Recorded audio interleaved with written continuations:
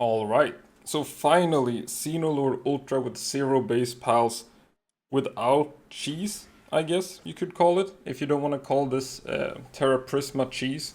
So after discovering, or what do you say, looking up the damage numbers, I didn't think that it was this good, but it is apparently very good. So these are just the common Terraprismas, or the uncommon, whichever one the green is, I think it's the uncommon one, with 100 attack power. So if you farm the legendary, you'll be doing 50% more damage. It has 150, if that's math. So really what you want to do is just summon these 9 swords, and then just go to town with the plasma cannon, and you'll be dealing a lot of DPS at the same time. Now, I feel like Xenolord has been changed in Tides of Terraria. He's moving around a lot more, running after me a lot more, trying to tackle me a lot more. Some of the attacks feel different. Dragon Meteor thing is a little bit harder to dodge. Flame Funnel is a little bit trickier to dodge. I feel like a lot of his skills are trickier to dodge, even this Cosmic Meteor. A lot of them are acting a little bit weird, so if it goes for you, it's very difficult to dodge. Just been running out of the base away from him for now. I'll try to find a more consistent way of doing it, but I didn't really want to spend too much time fighting Xenolord Ultra right now. I still want to play Tides of Terraria, but I did want to do this just now with the Terraprism. So I think it will be quite a bit easier if you farm the legendary, but I'm happy with the green version for now. Might, like when I get some downtime, once I've finished with the arena and farmed the other legendary schematics and done a lot of that kind of stuff, I might go ahead and farm up a little bit better one, because the durability of these are quite low. I think the durability increases with rarity. That's what it does for most weapons at least. So I crafted like 15 just in case I was gonna run out during this fight, but it worked out pretty well. Just need to swap every now and then. And the thing is, it's like if you don't summon all 9 swords at once and you need to aim down sight again, it desummons them. So really what I was doing in this video is whenever I needed to, swap sword, I just flew straight up in the air and did it up there, and Xenolord attacks the PAL box, hopefully. That's the aim right there anyway. Since you do need like 10 seconds to get some new swords up and running, and you can't do it in stages like between his attacks, and most of his attacks are kind of 1 or 2 shots. And you'll see that he does this tackle that just absolutely destroys my shield. Little bit inconsistent with the dodging. This is the old Frostallion as well, the one with a lot of move speed. It's required, I think, to survive this. I'm running the defense whistle as well, because the Frostallion is pretty squishy against a lot of Xenolord's attacks, especially now that it's very inconsistent how much you can dodge. The flame funnels are homing, you got this tackle effect going on, Cosmic Meteor feels different as mentioned as well, and then the sword breaks, fly up into the air. So you could also like turn off durability if you don't want to deal with this whole swapping weapon thing. Then you can just run the same sword throughout the fight. You see here the Cosmic Meteor going for me. I thought it was gonna go for the base, and then once you're kind of hit the first time, it's very hard to get out of it if you're not like dismounting and stuff. So now it's a little bit of a struggle. Frostallion is on fire, it's falling low, like the healing potion is running. There's the the Gale Claw food for defense. Player food is curry for the attack bonus, and then healing potions on both. But over the course of this fight, those healing potions really do add up. I did also consider just like Fellbat or something, Lavender Fellbat, just standing there and healing with the 2 weapons, but I don't think it would have been enough, both DPS wise, since you're not dealing super effective damage, and survivability wise. It does hit very hard. I don't think you're gonna out heal this even with Fellbat, but maybe. You could try it if you like. Maybe if you have like the legendary one, or the epic one, or the blue one or something.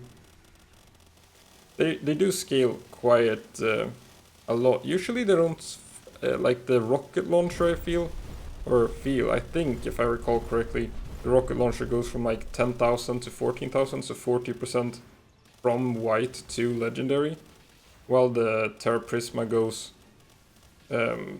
like just from green to legendary is 50%, so I guess from common is even more, if that makes sense. So then to deal with these ads, I decided to run 2 rocket launchers and just kinda try to weaken them down and then have the Prisma. I haven't played Terraria, I'm still unfamiliar with all the names. Can I see it? So then you run that on, oh, it says in the bottom right now, Terraprisma, not Terraprism or anything like that. We'll see if I can remember that. Maybe once Tides of Terraria has some downtime, I'll actually try Terraria. Because I do like fun combat, and if it's, well, I don't know, like the Moonlord fight, if it's gonna be like that, but in 2D, I don't know what that's gonna look like. A lot of laser beams and stuff going on in 2D. How do you can't roll forwards in 2D, I think. I like playing games blind as well. So Terraria is like a lot of Wikipedia stuff from what I hear. But maybe it will be easy with some help. Maybe I'll learn some stuff from Palworld and be able to apply it there. One other thing you could add here for some more damage is probably the new armors as well. That are supposed to boost summon damage. I haven't really gotten around to making them yet, except for this like little cosmetic kit that I'm wearing on top of my Hexalite stuff. So if you didn't know, they added transmog, or like, I don't know what to call it except for transmog, but it's when you can like apply the style of another armor on top of your ordinary armor. Looking good. It's nice when it does the headshot bonus damage as well by itself. Maybe you can position yourself around that, but it feels a little bit inconsistent. The weapon breaks. Gotta dodge around. See, it's not going for me. Then you can swap. And start loading up 9 swords again. And just let him attack the pal box while that's going on. Perfect. And then try to like follow him down, otherwise he's just gonna go up again. I guess you could probably just sit up there throughout the fight. But as I mentioned like in previous videos, probably like 6 months ago now, that's just not a style I enjoy. I don't enjoy those kind of just sitting up there in the air shooting missiles. I want to run around, create some of my own difficulty, you know, just like in real life. Shoot 2 plasmas at that and then kind of try to stack them up with the rocket launcher, but sometimes you get just stuck in this like getting hit loop here. I think that happens around here when you get stuck there, so this is just bad play by me. Should probably have played this group of ads a little bit differently, like moving further away, and now I'm just straight up just trying things. I'm pretty sure that the fight was like done here, that it wasn't gonna work out, so I was like, okay, I'll just try some double blizzard spikes, see if I can freeze stuff. And that's something that didn't happen during the fight. Never managed to freeze Xenolord Ultra, so I don't know if that's changed either, but for some reason the double blizzard spikes weren't freezing him. I couldn't interrupt his cosmic meteor. Maybe he's just like immune to freeze now, I don't know. Or he needs like a couple of them to get frozen. It doesn't start at like the first attack freezes. But it's not like I'm gonna stop and use a bunch of pal attacks versus this. And here, boom, Frostallion goes down.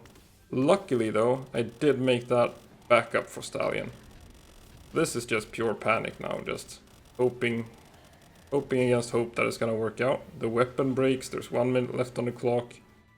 It's not looking too good. But you never give up, you know. You just keep on going. Not worth giving up when you've come this far, right? And here again, just panicking pretty much. Just like hoping. That's probably a waste of DPS. I mean, probably, yeah, it is, because I wanted to use this Frostallion's attacks as much as possible because it's so slow.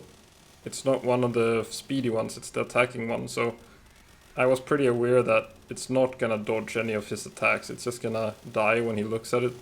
Like, it's not gonna dodge Astral Ray, it's not dodging Fireball, it's not dodging Satellite Bit, Beam Slash. Tanked that pretty well though. Fireball doesn't seem to hurt so much now. And also this one isn't level 65. The previous Frostallion was level 65. A little bit negative there.